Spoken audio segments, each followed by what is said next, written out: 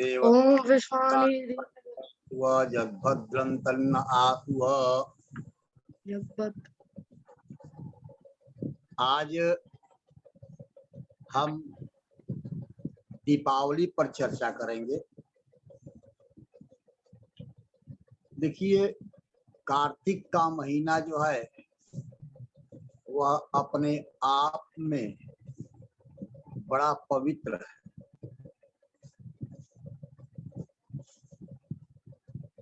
मासानां कार्तिको मासः देवानां मधुसूदन। महीनों में कार्तिक का महीना श्रेष्ठ है और देवताओं में विष्णु श्रेष्ठ, ऐसा कहा गया। कार्तिक महीना जाड़े की शुरुआत है और बरसात की समाप्ति के बाद जो वातावरण में कचरा रहता है, कीचड़ रहता है, बाढ़ रहती है, सब की शांति हो जाती है, रास्ते सूख जाते हैं, बाढ़ का जल घट जाता है, नदियां स्थिर हो जाती हैं, नदियां भी स्वच्छ हो जाती हैं, ठंडी हल्की हल्की ठंड जो है प्रकृति में फैलती है और आवागमन चालू हो जाता है। आवागमन चालू हो जाता है तो व्यापारी वर्ग को सामान लाने ले जाने में सुविधा होती है। हमें भी जो बरसात के कारण लोग निकल नहीं पा रहे थे, अब बाहर भीतर करने में सुविधा हो जाती है। देखिए कोई भी पर्व त्योहार अपने इतिहास को लेकर चलता है, बताता है कि क्यों यह पर्व त्योहार बना, ऐसा क्यों बना। तो वातावरण उस समय जो था उसके अनुसार यह त्योहार आया, यह उत्सव आया। तो कार्तिक के महीने में लोग सुबह में उठ करके स्नान करते हैं, पूजा पाठ करते हैं, पूरे महीने व्रत में रहते हैं। उसी बीच में कार्तिक कृष्ण पक्ष की त्रयोदशी को धनतेरस होता है। धनतेरस जो है उस दिन भगवान धन्वंतरी जो हैं वे अमृत का कलश लिए हुए प्रकट हुए थे। जब समुद्र का मंथन हो रहा था, एक ओर देव एक ओर दानव थे, तो मंथन से 14 रत्न निकले। उनमें अमृत का कलश लिए हुए धन्वंतरी भगवान भी प्रकट हुए। अमृत उस समय का मुख्य प्राप्तव्य था, माने मुख्य जो है खोज थी अमृत की। इसलिए कि देवता जो है वे दानवों से कमजोर पड़ रहे थे और इसलिए युद्ध में हार जा रहे थे। तो देवताओं की योजना के अनुसार दोनों पक्ष मिलकर के समुद्र मंथन करने लगे। उसी में से अमृत निकला। अमृत जब निकला तो दोनों टूट पड़े। देवता लोग सोचे, देवताओं ने सोचा कि यह तो हमारा है और दानवों ने कहा कि यह तो हमारा है। इसी में भगवान ने, विष्णु ने मोहिनी का रूप बनाया और दानवों को से छल किया, देवताओं को अमृत पिला दिया। देवता लोग अमृत पी करके दुरुस्त हो गए, तंदुरुस्त हो गए और युद्ध में विजयी हुए। तो अमृत कलश लेकर के धन्वंतरी प्रकट हुए, इसलिए त्रयोदशी को जो है हम धनतेरस मनाते हैं, धन्वंतरी की जयंती मनाते हैं, उनकी पूजा करते हैं। ये आयुर्वेद के प्रवर्तक माने जाते हैं, देवताओं के वैद्य भी हैं। देवताओं के वैद्य तो अश्विनी कुमार हैं, लेकिन ये भी है। आगे चल करके धरती पर इनका अवतार हुआ, धन्वंतरी अवतार भी हुआ माना जाता है, काशी नरेश के यहाँ है। तो धन्वंतरी जयंती जो है इस दिन मनाई जाती है त्रयोदशी को। चतुर्दशी को जो है माने कार्तिक महीने के 14वें दिन, 13वें दिन का मतलब हुआ त्रयोदशी, 14वें दिन का अर्थ हुआ चतुर्दशी। चतुर्दशी जो है उस दिन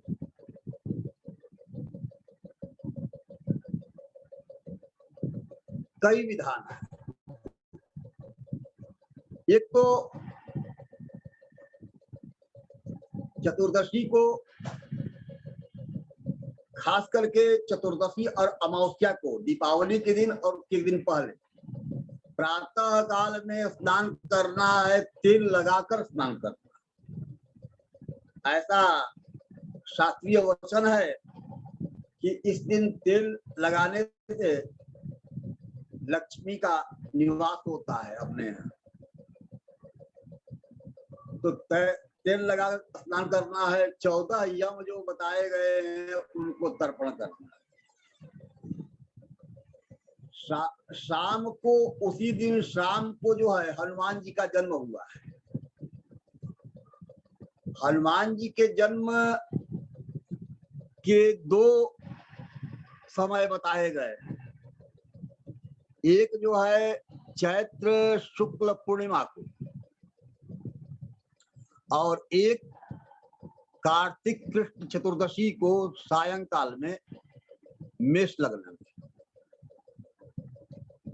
दोनों का 2 मत है।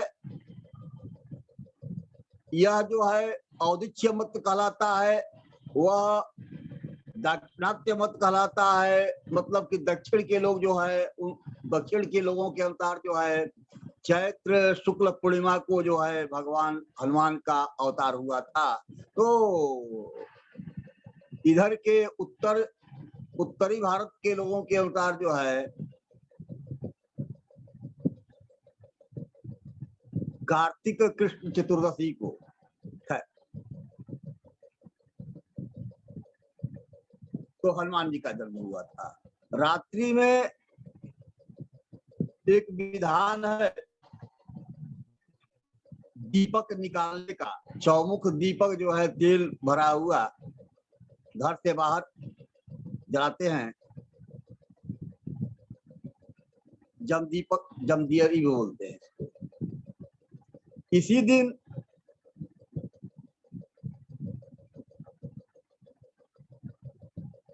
नरकासुर के यहाँ असम में कई स्त्रियां जो है कैद थी। स्त्रियों को जो है वह अपने जेल खाने में डाल रखा था। भगवान कृष्ण ने उन्हें मुक्त कराया और इस नाम पर इस चतुर्दशी का नाम है नरक चतुर्दशी। नरकासुर का संहार हुआ, नरक चतुर्दशी नाम पड़ा। अगले दिन मतलब कार्तिक के 15वें दिन अमावस्या है। अमावस्या को सुबह तेल लगाकर स्नान करना, उसके बाद से जो जिनके पिता आदि दिवंगत हैं उनके लिए श्राद्ध तर्पण करना। उसके बाद से शाम के समय जो है प्रदोष के समय, प्रदोष का मतलब हुआ गोधूली बेला, लक्ष्मी, गणेश, कुबेर आदि की पूजा करना। लक्ष्मी, गणेश, कुबेर की पूजा करना। देखिए वास्तव में यह हम सभी करते हैं, घर घर करते हैं, लेकिन वास्तविकता यह है कि यह जो है पर्व है, यह नया साल है व्यापारियों का। व्यापारियों का यह नया साल प्रारंभ हो रहा है, इसलिए उस दिन जो है नई रजिस्टर, नई पंजी, कलम, दवात की भी पूजा करते हैं। और यहाँ से उनका व्यापार वर्ष प्रारंभ होता है। तो सायंकाल में गोधूली बेला को लक्ष्मी का बेला माना गया है, इसलिए गोधूली बेला में जब सूर्य ढल रहा हो, माने उजाला समाप्त हो रहा हो, अंधेरा प्रवेश कर रहा हो, उस समय जो है लक्ष्मी की पूजा करने का विधान है। और एक और व्यवस्था है जिसका जो हमारे यहाँ विकृत हो गया है, पटाखा, फुलझड़ी। ये फुलझड़ी और पटाखे से दीपावली को कोई लेना देना नहीं। दीपावली से पटाखे और फुलझड़ी का कोई लेना देना, मतलब इनका कोई महत्व नहीं। तो कैसे इनका चलन हुआ, प्रयोग कैसे होने लगा? तो इसमें जो है पहले लोग पितृपक्ष में पितर लोग जो थे वे सूक्ष्म रूप से अपने वंशजों के यहाँ श्राद्ध तर्पण प्राप्त करने के लिए आते थे। यह हमारी शास्त्रीय मान्यता है कि वे आते हैं। और दीपावली के दिन वे लोग चले जाते हैं। तो दीपावली के दिन लोग चले जाते हैं, इसलिए उल्का ब्राह्मण की व्यवस्था है, माने लुकारी दिखाने की एक परंपरा थी, शास्त्रीय परंपरा है वो। उसी का नयापन हो गया। मान लीजिए कि कोई किसी के पिता जो है बच्चा भी था, वहां पर वह मैदानी भाग में जाकर के कहीं पर क्या है दरवाजे के पास या खेत में जाकर के लुकारी दिखा रहे हैं। बच्चे ने कहा कि मैं भी करूंगा। बच्चे जो है वो एक कहलाता है बाल हट। बच्चे जब हट करते हैं तो वो कराकर ही मानते हैं। तो बाल हट के कारण जो है, मान लो कि पिता ने दे दिया, किसी बच्चे ने जब वही घुमाना शुरू किया तो उसकी देखा देखी जो है अन्य बच्चे भी वैसे ही करने लगे। फिर उसी का एक विकास हो गया, फुलझड़ी आ गया। फुलझड़ी का विकास हुआ, उसका पटाखे का विकास हो गया। इस तरह से पटाखे और फुलझड़ी का चलन हो गया दीपावली में। नहीं तो दीपावली में मेरी समझ में लेना देना कोई नहीं है, दीपावली से इसका कोई जुड़ाव नहीं है। रात्रि पे जो है घर की, देखिए सबसे बड़ी बात है कि दीपावली स्वच्छता का पर्व है।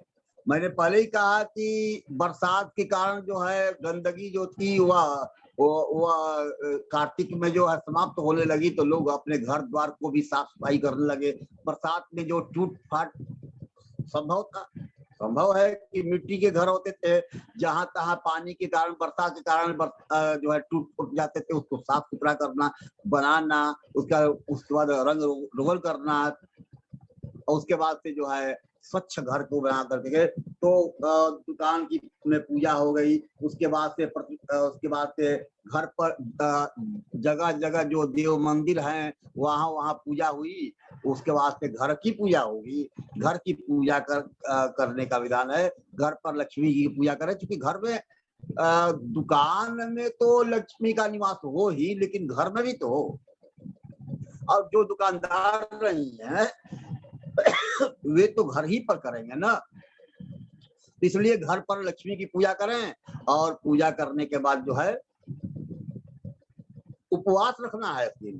बाल बच्चे और रोगी को छोड़ करके दिन भर उपवास रखना है। उसके बाद से जो है शाम के समय पूजा हो गई, दिवालियों में दीप दान हो गया और तुलसी चौरा के पास बगल में आसपास में जो मंदिर है वहां पर, उसके बाद से सब जो सभी नए नए कपड़े पहने हुए हैं और उसके बाद से मिठाई दीजिए, जो आश्रित है उनको मिठाई खिलाइए दीजिए और जो आए हुए हैं उनको भी खिलाइए, उसके बाद खाइए भी। और उसके बाद से रात्रि जागरण का विधान है। रात्रि जागरण का मतलब हुआ रात को जगना। रात को जगना इसलिए कि घर को साफ सुथरा रख करके, घर को चमका करके, घर को सजा करके, घर को सुगंधित करके रखिए, क्योंकि ऐसा कहा गया है कि लक्ष्मी जो है घर घर जाती है और देखती है कि कहाँ मेरे लायक है जगह। मेरे लायक है जगह का मतलब क्या होगा? कोई भी आपके यहाँ मेहमान आएगा और आपका घर जो है सजा धजा नहीं रहेगा, अच्छा नहीं लगेगा, सुगंधित नहीं रहेगा, बदबू घर से आए और कचरा हो घर में, तो वहां उसका मन नहीं लगेगा ना, उसी लक्ष्मी जी का मन नहीं लगेगा। इसलिए घर को सफाई रखिए, साफ सुथरा रखिए, सुगंधित बनाकर रखिए और उसके बाद से जो है रात्रि जागरण कीजिए।